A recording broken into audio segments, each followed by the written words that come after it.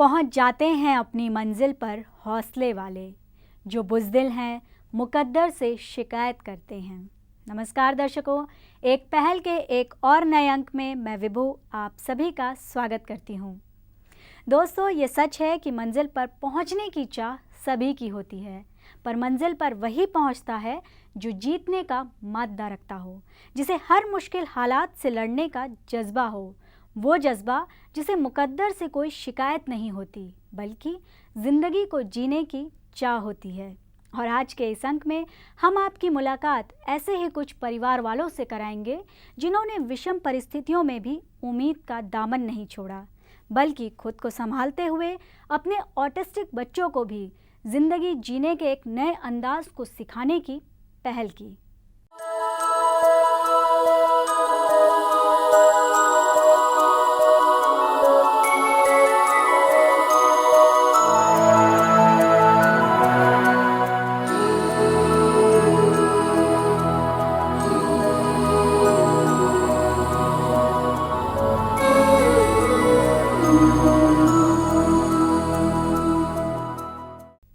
तो आइए दोस्तों, अब हम आपकी मुलाकात ऐसे ही एक परिवार से कराते हैं जिनके दोनों स्पेशल बच्चों में से एक बच्ची ऑटिस्टिक है और आज अपनी ज़िंदगी को अपने ढंग से जीने की कोशिश कर रही है।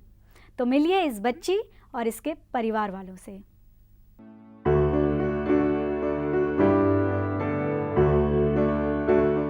वृंदा इंदु की दूसरी ऐसी संतान है जो कि नॉर्मल नहीं है। वो एक ऑटिस्टिक बच्ची है जो आज 17 साल की हो चुकी है और जिंदगी को इंदु के दिशा निर्देश में जीने की कोशिश कर रही है।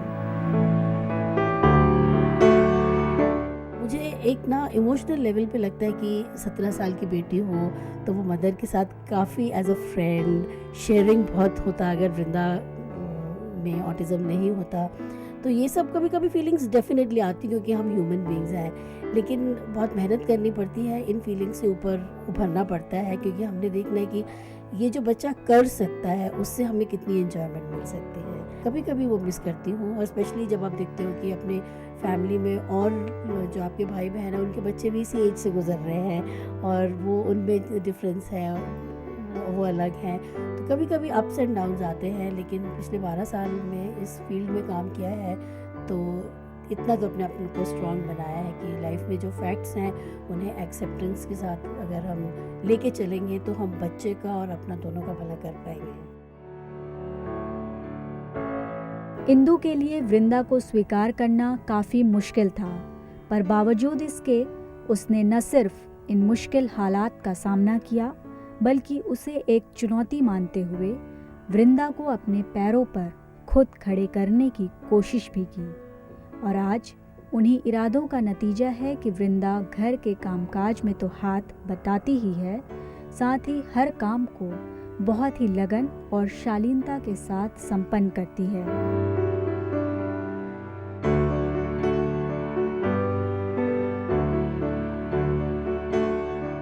जब वृंदा अगर ये फिंगर चिप्स बनाती है तो इसका एक एक जो आलू का पीस होता है वो पोटैटो के पीसेस एकदम बराबर करते हैं।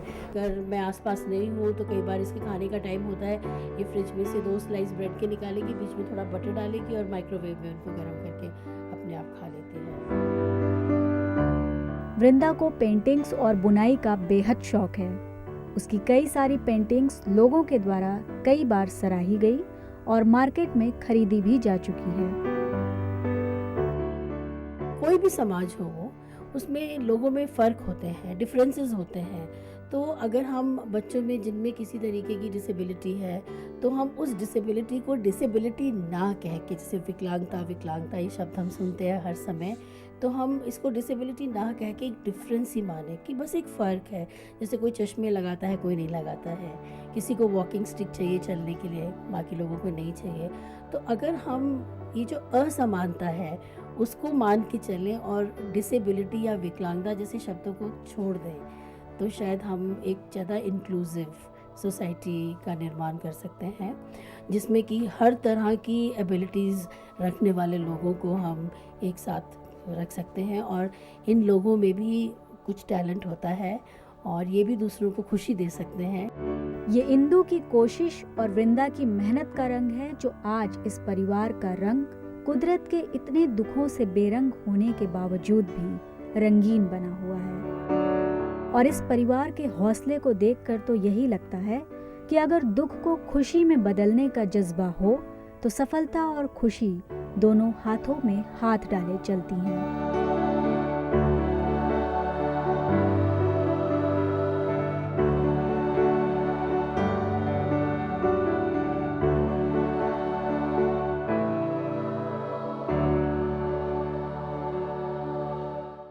इंदु और वृंदा आज मिसाल हैं उन तमाम परिवार वालों के लिए जो अपनी किस्मत को दोष देते हैं और एक कोने में आंसू बहाकर अपनी जिंदगी के हसीन लम्हों को दुख के काले साये में गुजारते हैं।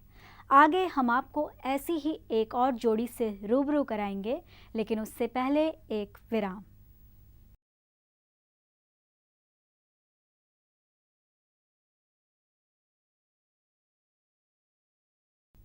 ब्रेक के बाद आप सबका स्वागत है। दोस्तों, एक माँ और बच्चे के अटूट संबंध से तो हम सब वाकिफ हैं, लेकिन क्या आप जानते हैं कि एक पिता और बच्चे का संबंध भी उतना ही मजबूत और संवेदनशील होता है। हाँ, ये सच है कि पुरुष कठोर होते हैं। वो अपने दुख, दर्द और आंसुओं को कभी उजागर नहीं करते, क्योंकि शायद उन्हें संभालना होता है अपने परिवार को, सारे लोगों को। आइए मुलाकात कराते हैं एक ऑटिस्टिक बच्चे के पिता के बिजनेसमैन से थेरेपिस्ट, डॉक्टर बनने तक के सफर को।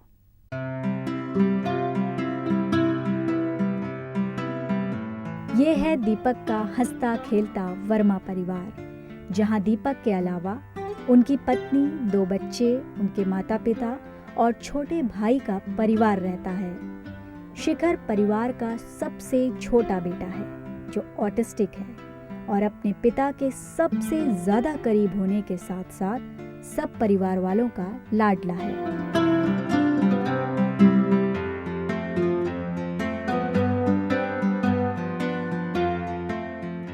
शिखर हमारी ज़िंदगी में नहीं होता तो लाइफ बिल्कुल एक मैं उसको नॉर्मल नहीं बोलूँगा, क्योंकि मैं उसको ऑर्डिनरी बोलूँगा।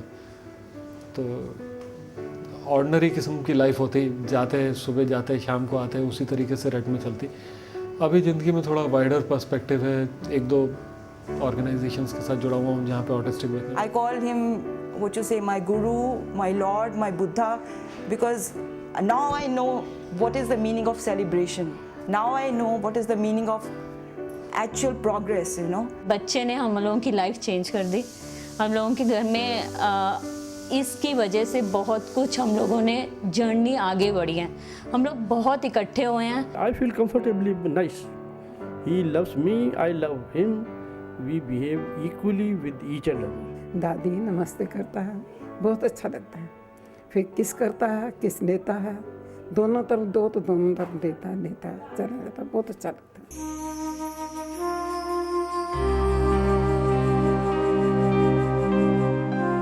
ये सच है कि शिखर के ऑटिस्टिक होने का पता लगते ही पूरे परिवार में दुख का पहाड़ टूट पड़ा और एक पल में चीजें बिखरती नजर आई। लेकिन दीपक ने समझदारी से काम लेते हुए न सिर्फ सबको संभाला, हौसला दिया, बल्कि ऐसे बच्चों की जिंदगी को करीब से जानने समझने के लिए विदेश जाने का फैसला भी किया, क्योंकि ऐसे बच्चों के बारे में हमारे देश में इस विषय के प्रति जागरूकता नहीं थी।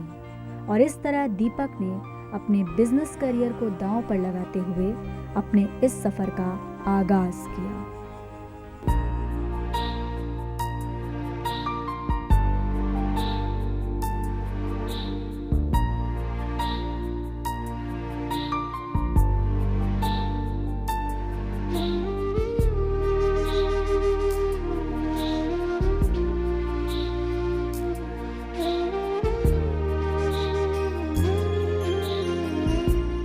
ये एक ऐसा कोर्स था जो थोड़ा सा इंटेंसिव था, उससे मेरी ये थेरेपिस्ट की बैकग्राउंड क्रिएट हो गई। उसके बाद नेक्स्ट जो चीज़ मैंने की वो क्रेनियोसैक्रल थेरेपी था।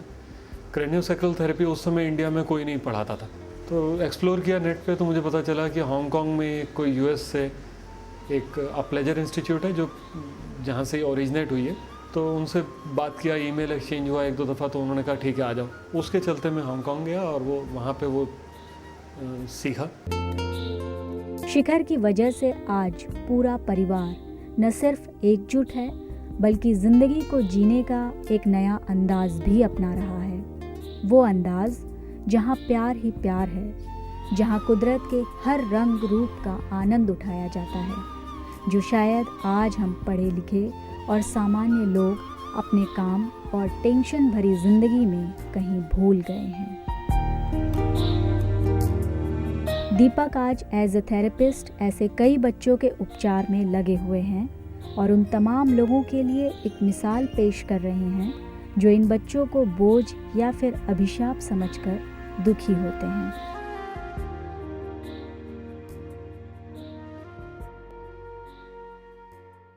देखा आपने कि शिखर की वजह से आज उसका पूरा परिवार न सिर्फ एकजुट है बल्कि ज़िंदगी के हर पल, हर लम्हे का लुत्फ भी उठा रहा है। आगे हम आपको ऐसे ही एक और ऑटिस्टिक बच्चे के परिवार से मिलाएंगे, साथ ही जानेंगे उस परिवार के जज्बात और भावनाओं को, लेकिन उससे पहले एक छोटा सा विराम।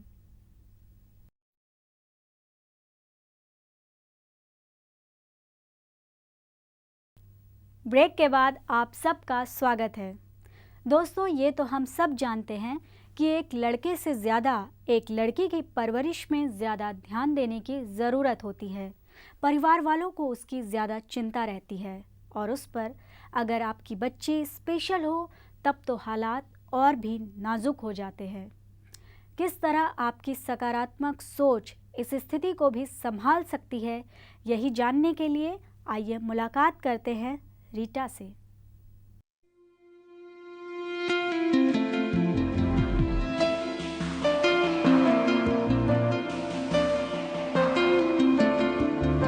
ये है एक्शन फॉर ऑटिज्म संस्था की डायरेक्टर फाइनेंस एवं एडमिनिस्ट्रेशन रीटा सबरवाल का परिवार, जिनकी 2 बेटियों में से एक बड़ी बेटी इशिता ऑटिस्टिक है, जो मम्मी पापा के ऑफिस जाने के बाद अपना सबसे ज़्यादा समय अपनी नानी और दादी के साथ बिताती है। नेचुरली थोड़ा सा नहीं, काफ़ी दुख हुआ कि भाई फर्स्ट चाइल्ड और इस तरह। और ये आफ्टर 4 इयर्स ये इसने बोलना शुरू किया, तो वो 4 साल जो था उसमें काफ़ी मतलब परेशानी सी मुझे हुई। समाज के लोगों को यही कहूँगी कि ये एक ऐसी भगवान की देन है जिसको मतलब आपको फेस करना है। जो भी है इसको बड़े प्यार से रख कर, कोई भी है हमारे सर्वेंट भी बड़ी प्यार से रख, किसी किस्म की कोई डांट नहीं। डांट जैसे माँ ने डांट मारी, उन्होंने मार दी, हमें फील नहीं होता कि हाँ ये क्यों ऐसे बोल। रीटा ने अपनी दोनों बेटियों की परवरिश में कोई भी असमानता नहीं रखी। हाँ, इशिता के ऑटिस्टिक होने की वजह से वो उससे इमोशनली ज़रूर थोड़ा ज़्यादा अटैच हैं।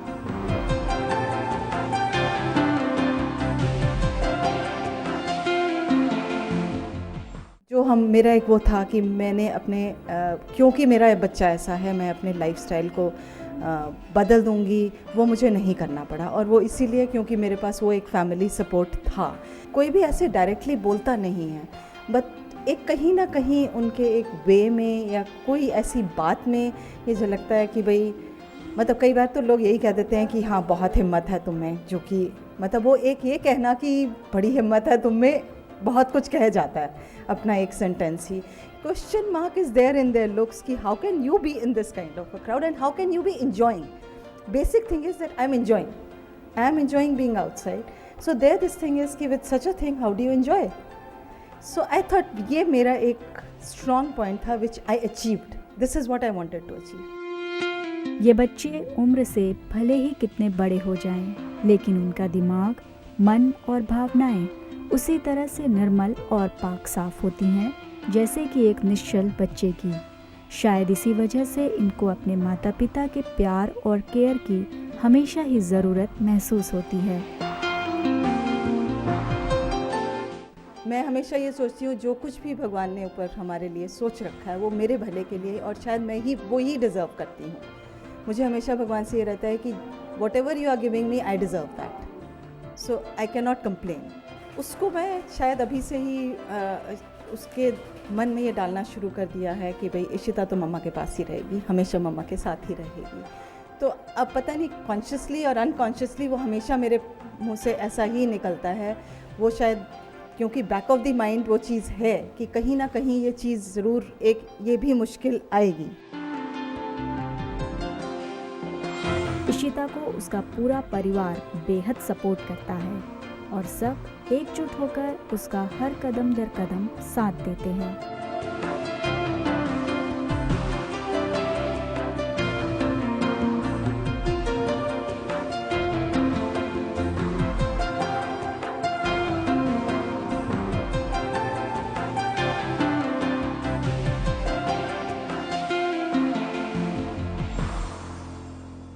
वृंदा, शिखर और इशिता के परिवार से मिलकर ये बात तो साफ है कि अगर आप में हालात से लड़ने का जज्बा हो और ज़िंदगी को जिंदा दिली से जीने की ललक, तो खुशियाँ खुद ब खुद आपके कदम चूमती है।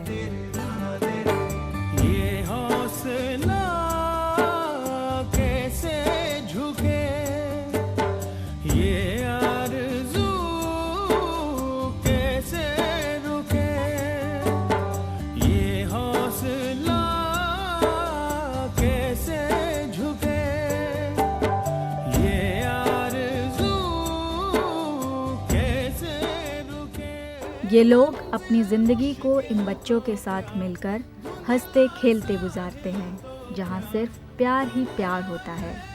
हालांकि इनके मन में कभी न कभी इस बात की टीस ज़रूर रहती है कि इनके बच्चे नॉर्मल नहीं हैं, पर बावजूद इसके उनकी मासूमियत और प्यार इस टीस पर भारी पड़ता है और ये उसे भगवान का सबसे अनमोल उपहार समझकर स्वीकार करते हैं।